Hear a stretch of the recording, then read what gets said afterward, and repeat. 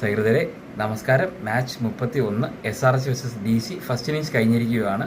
SRH 242 2 20 ഓവറിൽ എന്നൊരു സ്കോറാണ് pose ചെയ്തിരിക്കുന്നത്. 243 റൺസ് DC ജയിക്കാൻ വേണം. ഓക്കെ, പവർ പ്ലേയിൽ 67-0 എന്ന നിലയിലായിരുന്നു. ഓക്കെ, അഭിഷേക് ശർമ്മ ഹെഡും കൂടെ ഭീകര സ്റ്റാർട്ട് തന്നെ കൊടുത്തു. അഭിഷേക് ശർമ്മ 135 നോട്ട് ഔട്ടായിരുന്നു 68 ബോളിൽ. ഓക്കെ, 10 4 10 6. അയ്യോ പാവം. ഓക്കെ, ഹെഡ് അത്ര ഭീകര ഫോമിന് അല്ലെങ്കിൽ പോലും 37 റൺസ് 26 ബോൾ എടുത്തു. 2 4 2 6. ഏക ഒരു ബോളറിന് കിട്ടിയ വിക്കറ്റ് അതാണ്. അക്ഷർ പട്ടേലിനാണ് വിക്കറ്റ് കിട്ടിയത്. ഇഷാൻ കിഷൻ 25 റൺസ് 13 ബോളിൽ 2 4 1 6. റാണ റണ്ണൌട്ടാക്കി, അതായത് സ്ട്രൈറ്റ് ബോളറിന്റെ കൈക്ക് തന്നെ കൊണ്ട് നോൺ സ്ട്രൈക്ക് ഹാൻഡിൽ കൊണ്ട് ഔട്ടായതാണ്.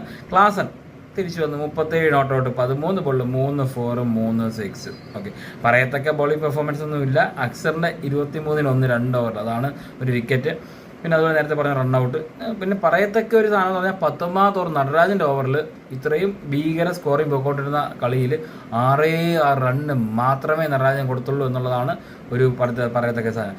ഇതിപ്പം ഡിഫെൻഡ് ചെയ്യാനുള്ള സാധ്യത ഭയങ്കര കൂടുതലാണ് ഈ സ്കോർ, പ്രത്യേകിച്ച് ഹോം ഗ്രൗണ്ടിൽ. പക്ഷേ DC ഒരു സാധ്യത എന്ന് പറഞ്ഞാൽ KL രാഹുൽ എന്ന ആ വ്യക്തി ബോൾ 1 to 20th ഓവറിൽ നിന്ന് കളിച്ച് തീർക്കുകയാണെങ്കിൽ ചിലപ്പോൾ മേ ബി ഇത് മറ്റൊരു റെക്കോർഡ് വിജയം DC ചിലപ്പോൾ നേടിയെടുത്തേക്കാം. നമുക്ക് എന്തായാലും കണ്ടറിയാം എങ്ങനെയാണ് എന്ത് സംഭവിക്കുമെന്ന് അറിയത്തില്ല. എന്തായാലും SRH ഡിഫെൻഡ് ചെയ്യാനുള്ള സാധ്യതയാണ് ഭയങ്കര കൂടുതൽ.